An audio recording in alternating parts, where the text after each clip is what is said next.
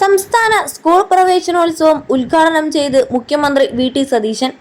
കേരളത്തിലെ വിദ്യാഭ്യാസ പുരോഗതിയിൽ വലിയ പങ്കുവഹിച്ചിട്ടുള്ളത് അമ്മമാർ.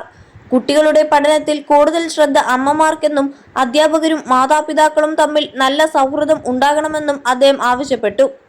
കുട്ടികളുടെ കഴിവുകൾ അധ്യാപകരും രക്ഷിതാക്കളും പരസ്പരം പങ്കുവെക്കണം. എന്റെ മനസ്സിൽ മുഴുവൻ കുട്ടിക്കാലമാണ്. ഇന്ന് മഴ പെയ്യുന്നില്ല എന്ന സങ്കടമുണ്ട്. നമ്മളൊക്കെ പഠിക്കുമ്പോൾ ഉറപ്പായും മഴ പെയ്യുമായിരുന്നു.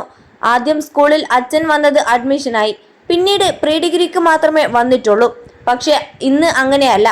കുഞ്ഞുങ്ങൾ ജീവിക്കുന്നത് പുതിയ കാലത്തിലാണ്. പുതിയ കണ്ടുപിടുത്തങ്ങൾ നിർമ്മിത ബുദ്ധികൾ ഉണ്ടാക്കുന്നു. മനുഷ്യന്റെ കണ്ടുപിടുത്തം നമ്മളെക്കാൾ ബുദ്ധിയുള്ളതാകുന്നു. നമ്മുടെ കേരളത്തിൽ നിന്നുള്ള പെൺകുട്ടികൾ പല പ്രധാനപ്പെട്ട സർവകലാശാലയിലും പഠിക്കുന്നു. പെൺകുട്ടികൾ വിദ്യാഭ്യാസ രംഗത്ത് നടത്തിയത് വലിയ മുന്നേറ്റമാണ്. വിദ്യാഭ്യാസത്തിന്റെ ഡെസ്റ്റിനേഷൻ പോയിന്റായി കേരളത്തെ മാറ്റുകയാണ് ലക്ഷ്യം. അത് കേരളത്തിൽ ഉണ്ടാകും എന്ന് വാക്ക് നൽകുന്നു. പുറത്തേക്ക് പോകേണ്ട സാഹചര്യം ഉണ്ടാകില്ല. വിദേശ രാജ്യങ്ങളിൽ നിന്ന് പോലും കുട്ടികൾ കേരളത്തിലേക്ക് എത്തും. ഏറ്റവും വലിയ നിക്ഷേപം പുതിയ തലമുറ. മയക്കുമരുന്നിന് എതിരായി ശക്തമായ നിലപാടെടുക്കണം. 21 ലക്ഷത്തോളം സന്തുഷ്ടരായ ഉപഭോക്താക്കളും 2 ലക്ഷത്തോളം തിമിര ശസ്ത്രക്രിയകളും പൂർത്തിയാക്കിയ മലബാറിലെ ഏക കണ്ണാശുപത്രി Al Salama high hospital, hospital road, Perinthalmanna. കൂട്ടുകാരെ മയക്കുമരുന്നിൽ നിന്നും പിന്തിരിപ്പിക്കണമെന്നും മുഖ്യമന്ത്രി ആവശ്യപ്പെട്ടു.